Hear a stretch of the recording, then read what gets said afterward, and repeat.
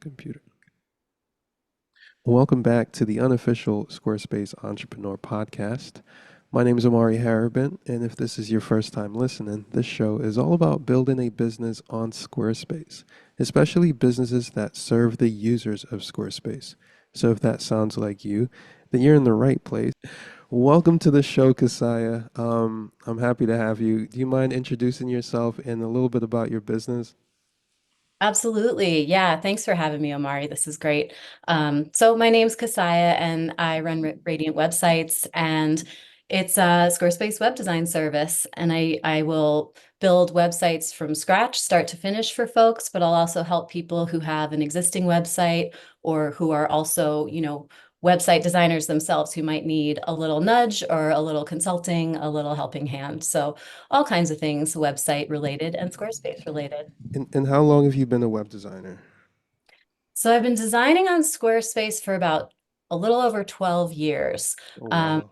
but, officially as my full-time job for maybe 7 years. And only recently have I niched down and narrowed things to only Squarespace websites. Okay. Before that I was doing a couple other things, art and design related as well. Cool. So bring me back in time a little bit to like, have you always been a web designer? Was that like your first foray into the professional world, or was there something before that? No, not at all.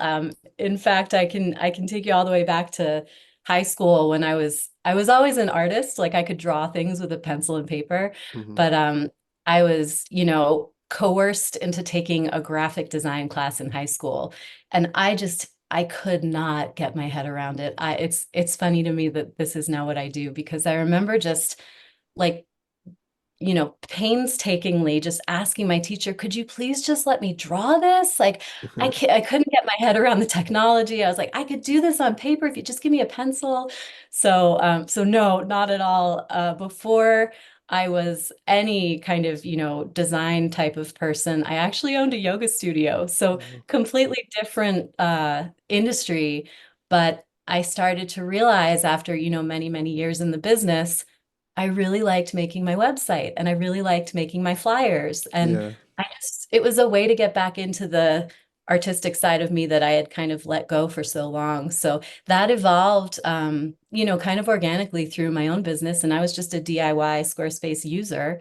Hmm. And, as many people, it's such a user-friendly platform. I started to really enjoy it. And then I started to really dig into it. Yeah, I think it's interesting how we can go from like just doing something for ourselves with a DIY platform and then slowly it transforms into doing something for others with the same DIY platform. Exactly. Um, I think that's an interesting transition. Tell me a little bit about what made you decide to niche down to Squarespace more recently. Yeah, well, that's actually kind of how we met. So I was scrolling through Instagram and I saw Sam Crawford's six-figure design club, and he's this really lovely Squarespace web designer who kind of helps other web designers with the business side of their work. And his advice was you can spread yourself out doing. I was doing all kinds of different graphic design, logos, flyers, Hmm. posters, and I was even doing fine art. So I was doing, custom illustrations if somebody wanted a pencil drawing of their baby or a wood burning of their dog. So I was doing all these different things. And it was really Sam's advice through his six-figure design club course, just Hmm. saying, hey, maybe just give it a whirl. You don't have to do this forever, but see what happens if you just niche down for 6 months, niche down for a year, see what happens. And so I took that advice, and it's actually been quite wonderful. Wow, that's really cool to hear. Yeah, Sam's been on the show a couple of times, and Yeah. it's always a good chatting with him because he's got such great energy as it relates to like, doing this stuff. He's a great coach. Um, I'm so I didn't realize that part that this is like a recent transition for you. So bring me up to speed. Like letting go of those other services, like how challenging was that? And what positives have you seen since like making this change? Oh, it's a great question. It was challenging in the sense of, like your identity. I kind of thought of myself as an artist, you know? Yeah. And Hmm. I was like, well, I know a lot of people have a hard time calling themselves an artist or calling themselves an author or like claiming that identity. Yeah. And I really didn't. I was like, well, you know, I draw pictures for people. What else am I going to say? Like, so that was okay with me. And now I actually have a little harder time. I mean, I guess web designer is not that hard to say, but it's like, yeah, I'm just doing web design now, so I can Yeah. really narrow that down. But I will say that, you know, the plus side of that, I adore drawing and wood burning and creating something just fully with my hands Hmm. and no technology necessarily. But there's a lot more equipment involved in that. You kind of need a really specific workspace. I wasn't gathering up my all my colored pencils and my light table and I go into a coffee shop, you know, Yeah. and I was constantly washing my hands in case I had, you know, I have three dogs and in case I got my snacks on my drawing. Whereas, you know, with a laptop, that's a pretty simplified situation Right. comparatively. So that's really lovely. And I think another plus, you know, with Sam's instruction and, you know, advice from the Six Figure Design group, which I know you're a part of. Actually, Omari, you were one of the first people to say hello and welcome in that group. Oh, So that was, thank you for that. cool. But Yeah. they, you know, they were the ones who kind of advised, hey, financially, this could be a good move. And I have found that to be true. So not that I don't like to perpetuate the idea that you can't make a living as a fine artist because I think you absolutely can. And I've done that for many years in combination with, you know, some tech stuff too. Hmm. But, you know, I think just anything that you give your full attention to is going to thrive more than if you've got it kind of divided over a couple of things. So that's really helped. Yeah. I mean, that was my experience as well. Initially I was freelancing doing a whole lot of things, and the decision to just focus on Squarespace web design as opposed to all of the other potential creative things I could do was a big shift. And what you talk about with like that identity shift, I think that's something that I don't talk about as much as I probably could, because it's really important to understand that like that sets the trajectory of whatever it is that you're deciding to do. Like who you decide to be determines what you do, right? And so when you want to do something different, you often have to become someone different. And that becoming requires assuming an identity that might be uncomfortable at first. Or I like the fact that you know you never had a problem saying, "Hey, I'm an artist," because hey, I'm an artist. This is what I do.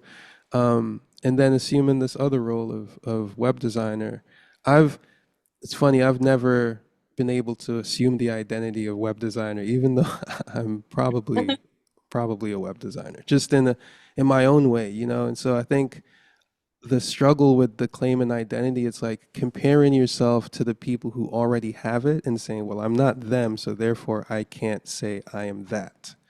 But yeah, so a little detour Yeah. on that. Um, excuse me. So back to Radiant, Radiant websites. Um, why, or I guess the question I wanted to come back to you with is like, do you still have different outlets for your other, you know, artistic expressions?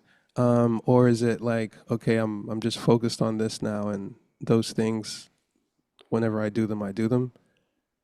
Yeah, great question. I will say, I aspire to have different outlets, yeah, but and at this point, I've committed to one full year of like, you know, pedal to the metal, Yeah. full steam web design, you know, business building and that kind of thing.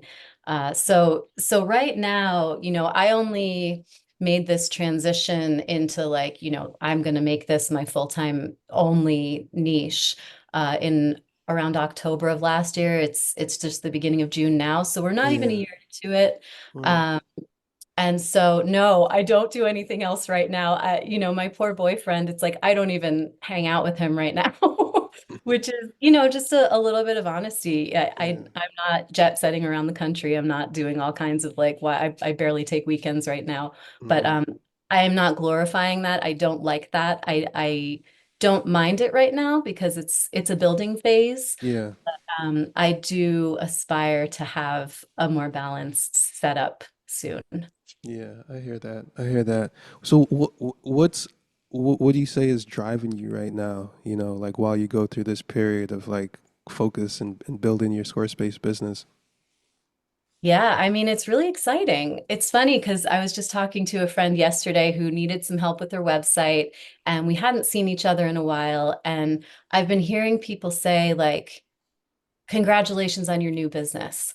And and at first I'm always like, well, I've been doing this for 12 years. What are you talking? But of course it's a new business because I haven't been doing this for 12 years. Yeah. I think the thing that that Sam and the Six Figure Design Club really kind of encouraged was, get your face out there. Start talking about what you do. I Hmm. think I was always kind of like, well, here I am doing these things and people just kind of find me. And I was incredibly lucky that that was enough. It Mm, was, I would say it was enough, but not really. It was barely enough. It mm, was enough, but I wasn't comfortable and it wasn't, it wasn't really super sustainable or something that I could always count on. yeah. So I'll say like the motivating factor is that with the new things that I've brought into my business as far as just, being a little bit more willing to say, hey, I'm making websites and here's a cool thing I did. Maybe you're curious about it. Yeah. And then they don't have to do anything. They just maybe next time if someone thinks of me when they need something, that's great. So I think it's a little bit of just that I always say kind of like beginner's mind or beginner's motivation, where these are new things that I'm doing. Mm, And unlike a lot of folks, I kind of quite enjoy the marketing side of things. And mm. when Sam was saying you should get yourself on YouTube, and I thought, absolutely not, there's no way. And you know what? I kind of like making my little YouTube videos and I enjoy that process. It's a Yeah. very solitary business and I love that. I'm an introvert, but it's a little tiny little ray of connection to talk to a camera and then share it with somebody. And Hmm. then maybe somebody says, hey, great job, cool video, whatever. Yeah. Uh, of the 11 people that it reaches, that's great. That's 12. great. Yeah. Oh, great. Excellent. Thanks. No, actually 13. All right, there we go. Awesome. Oh wait, maybe I was already subscribed because it didn't go up. All right.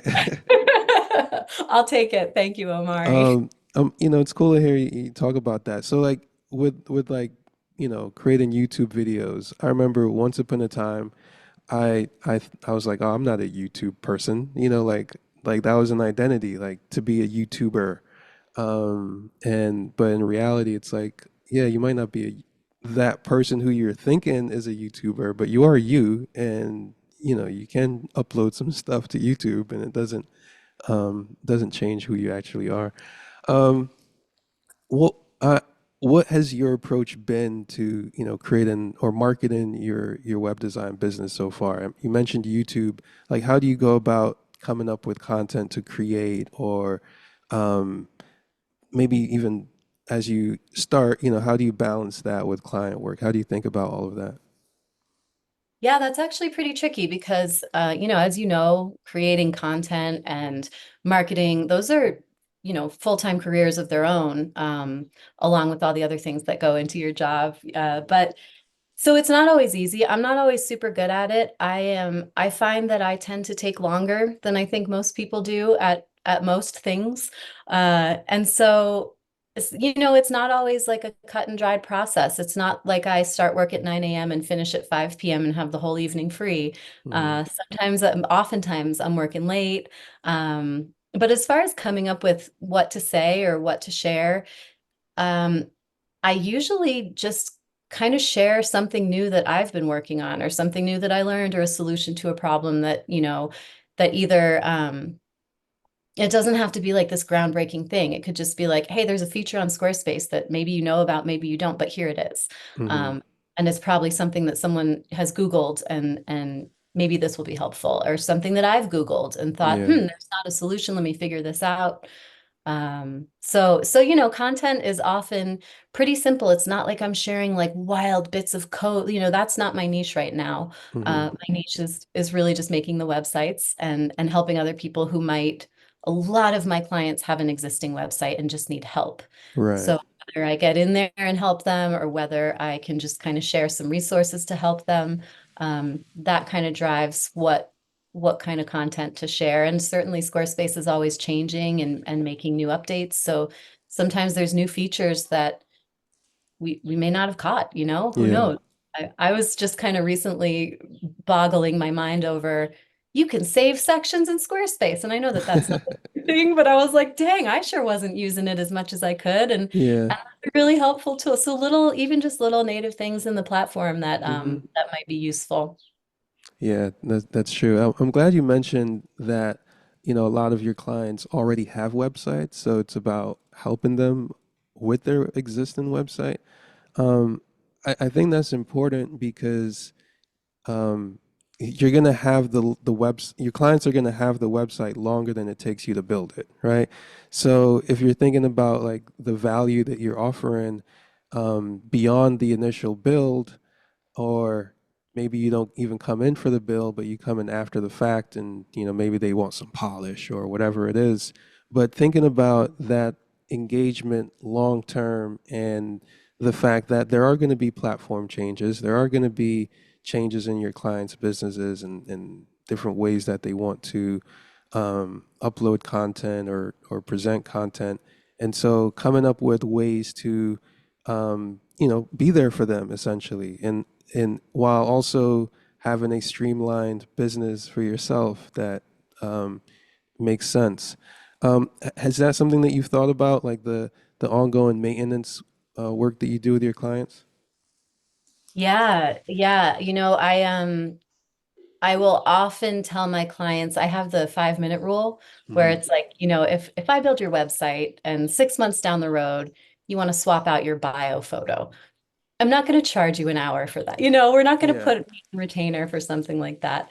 But yeah, I do have some folks who need just ongoing updates or edits, and maybe they have events that change every month, or maybe they have, I have a client who has a menu that changes, and so that's the kind of thing that I offer either teaching them how to get in there and do some things themselves, so a bit of training, Hmm. and or being available ongoingly to help them get in there, or a combo. I have some clients who really, really, and I can relate to this, like they really want to do it themselves. They want to save the money. They want to be, a little bit more savvy with their website and have that agency. Hmm.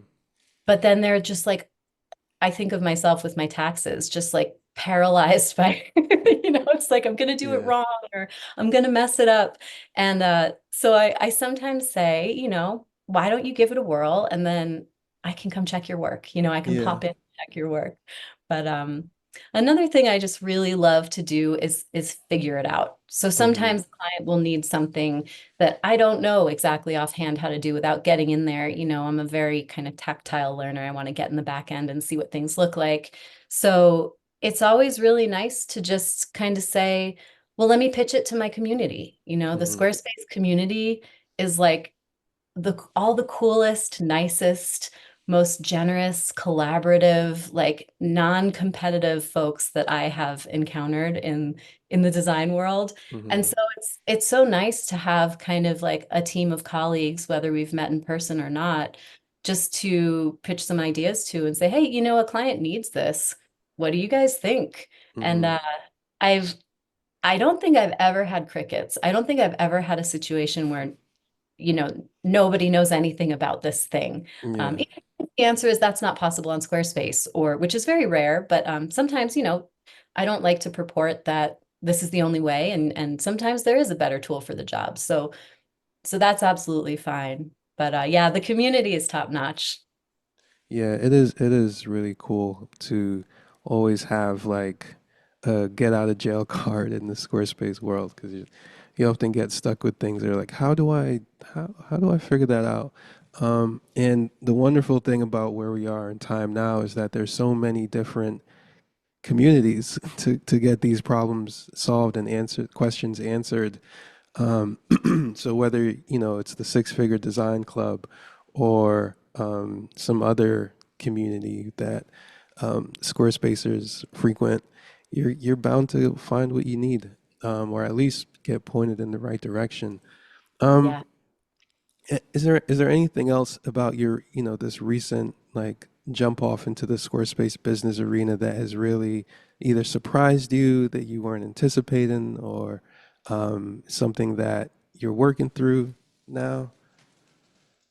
Yeah, I mean, I will say the community, I know I already talked about it, but I was not really a part of that for such a long time. I was, after owning a yoga studio, it's a very kind of like extroverted job, and you have to be somewhere at a place and a time, Yeah. and you're in front of people. And not only are you in front of people, you're kind of constantly talking and presenting and, doing your thing. Mm-hmm. And so the real back to I want to sit at, in my house with my dogs at my computer all the time. It was a real comfort, and I think I went a little too far in that direction and did not even know the resources that were available and out there and waiting for me because I was not being a part of that community. So Mm-hmm. the community has been one tremendous thing. Um, and really just kind of being incredibly flexible with the approach to, processes and working with clients and supporting my clients. I know it's really easy to think like, well, I've been doing this for X amount of years. I charge X amount of dollars for X amount of work. And, that works to an extent with some clients. And sometimes I've just found that yes, we want to value ourselves. We want to, uphold the web design industry. We don't want to do work for less than it's worth. Um, and we want to mesh that with, of course, we want to help people, and of course, we want to be generous, and of course, we want to support. So I've found that being really just taking every client case by case, Mm-hmm. listening to them, hearing what they need, hearing where they're at, evaluating, am I even a good fit for this client? And not feeling the need to just like grab everybody up. Occasionally it might be that, what, I have a colleague who I think would just nail this, and they're Mm-hmm. a such and such too. And you guys would have so much in common, versus kind of like clinging to that client and stumbling through maybe not your best work just for the sake of, that Yeah. client in your roster, but really just being able to on the fly just kind of evaluate each project, and seeing, what is the maximum amount of value that I can pack in to this person's budget and circumstance. How have your clients been finding you? You mentioned before, like you were lucky enough that they would find you. I'm sure you brought some of that luck here. Um, but how's that, client lead gen kind of thing been? Yeah, I've been intensely lucky with this. And I will say, that was a blind, not a blind spot, but that was like a weak link in my previous setup. I would basically before this year, I would basically, do a thing, whether it was a website, a drawing, post Mm-hmm. it on Facebook, look what I did, and say some nice words about the client, maybe check out what they do. Mm-hmm. And that was that, and I can't believe how lucky I was that maybe it was like a 1-to-1 ratio. Like I'd post one thing Mm-hmm. and one person would come back and be like, hey, I need a thing. Mm-hmm. So now the way that it's different, I have been incredibly lucky on Upwork. I know that, sometimes freelancer platforms get a bad rap, but I've been really consistent on Upwork, and then I've been really lucky on Upwork. So Mm-hmm. I think it's a combo of both. I don't think you get lucky without the consistency, but I don't think you stay consistent at something that's like not working. Yeah. So I think it's been a combo. I'll say probably more than 50% of my work has come through Upwork lately. And I've gotten the first couple months, and for anyone starting on Upwork, I just want to encourage you that like the first couple months, I was pitching 3 times a day. By pitching, I mean like looking up jobs and sending proposals out for them. Mm-hmm. Um, to absolute crickets for about a month, so 3 times a day for a month, getting on, spending 15, 20, 30 minutes looking around at jobs and sending out my bid for what I thought I could do. Nothing, like nothing, and Yeah. it was the kind of thing where if I didn't have Sam in my ear just saying like do exactly as I've done, That was great. so you'd say I'm from Liverpool, so I've been working on my Liverpool accent. But if I didn't have that, I may not have kept going. But I think after a little bit, that pitching every day meant multiple times a day started to land me a couple of clients. And that's Hmm. another thing where, maybe you're used to charging X amount per hour. Maybe when you're first starting on a new platform, doesn't matter how good you are at what you do, how many years you've done it. On the platform, you're a new kid. So Hmm. just being aware of that. And then at this point on Upwork, I have a lot of people just finding me there. So instead of me having to pitch to them, they'll reach out to me and say, "Hey, I got this project. Do you want to take a look?" If Woohoo.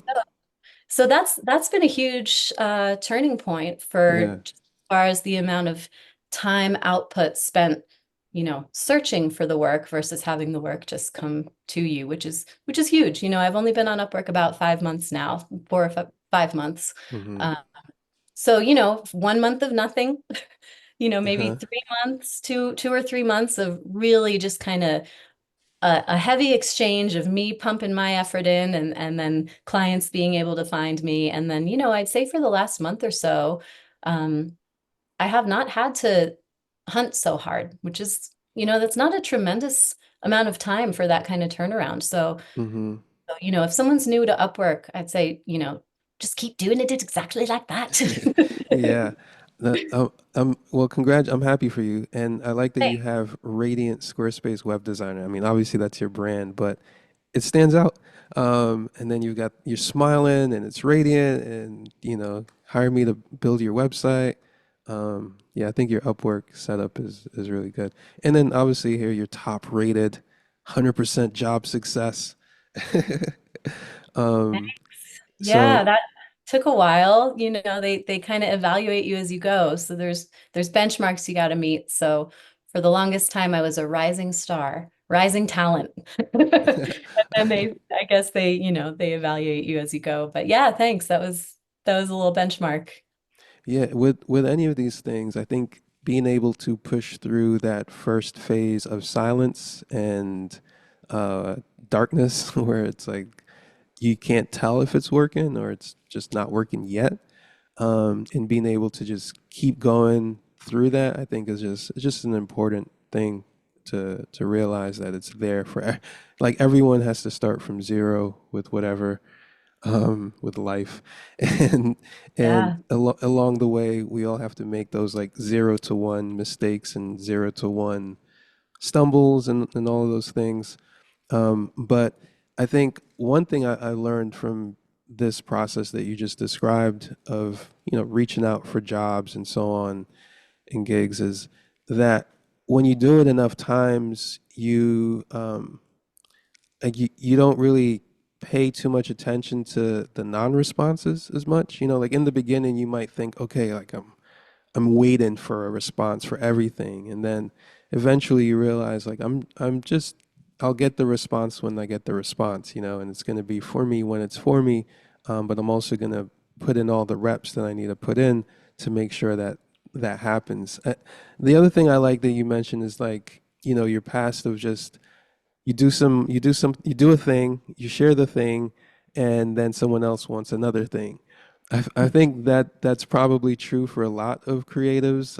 To me, it's like the default path. It's like if you're a creative and you share something that you've created, you're bound to get at least one person be like, "Hey, can you do that for me too?" And then if you can keep that going, you got something. But I definitely relate to that kind of almost getting complacent with the amount of effort that you have to put in to get a certain result, and then shaking things up so that more effort is demanded of you and you can get an even better result. Yeah, definitely. That's been the theme of this past year, I think. It's just, well, what more can we do?